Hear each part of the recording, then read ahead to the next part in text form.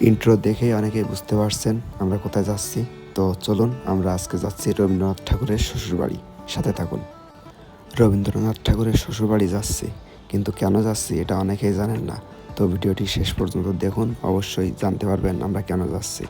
রবীন্দ্রনাথ ঠাকুরের শ্বশুরবাড়ি যাওয়ার আগে সুন্দর সুন্দর রাস্তার দৃশ্য আপনাদের দেখাবো না, এটা কি হয়। আপনারা দেখতে পাচ্ছেন এটা হচ্ছে খুলনা পুলিশ লাইন। একটু পরে আমরা জাহানাবাদের ভিতরে চলে যাব। তো জাহানাবাদ বলতে বুঝতেই পারছেন, যেখানে আর্মিদের ট্রেনিং সেন্টার এবং আর্মিদের লোক নাই। এটি হচ্ছে সেই ক্যান্টনমেন্ট। এখানে আর্মিদের লোক নাই এবং এখানেই কিন্তু সেই খুলনা চিড়িয়াখানা অবস্থিত, যেটা খুবই সুন্দর। আপনারা যারা আসেননি তারা অবশ্যই একদিন ঘুরে যাবেন। তো আমরা এখানে অযথা কথা না বলি, আমরা মূল টপিকে চলে যাই। আমরা এখন যাব রবীন্দ্রনাথ ঠাকুরের শ্বশুরবাড়ি। দেখতেই পাচ্ছেন সামনে রবীন্দ্রনাথ ঠাকুরের শ্বশুরবাড়ি যাওয়ার গেট। আসলে এখানে এখন মেলা হচ্ছে, এজন্য এত সুন্দর করে গেট করা। তো চলুন আমরা সামনে যেতে থাকি। চলুন আমরা একটু এখানে কিভাবে আসবেন সে সম্পর্কে কথা বলে আসি।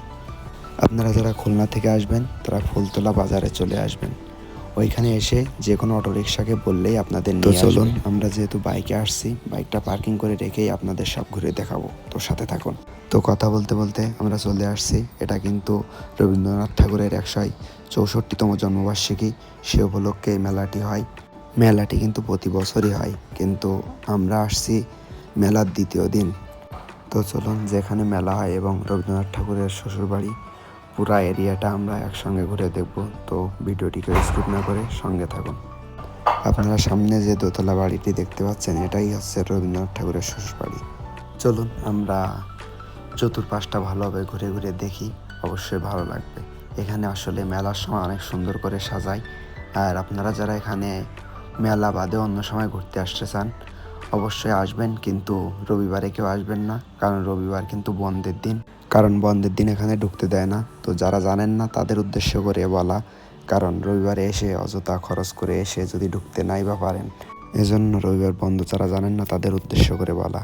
তো আপনারা সেইভাবে আসবেন, রবিবার বাদে যে কোনো দিন চলে আসবেন, অবশ্যই ঢুকতে পারবেন। অনেক তো ঘুরলাম, তো চলুন কোথায় মেলা হয়, মেলা কেমন হয়, মেলায় কি কি পাওয়া যায়, চলুন আমরা এখন সেগুলা দেখে আসি। তো ভিডিওটিকেও স্কিপ না করে শেষ পর্যন্ত দেখবেন এবং ভিডিওটি শেয়ার করে অন্যকে দেখার সুযোগ করে দিবেন। তো চলুন কোথায় মেলা হয় সেগুলো আমরা একটু দেখতে থাকি, মেলায় কি কি পাওয়া যায় সব কিছু আমরা দেখে আসি।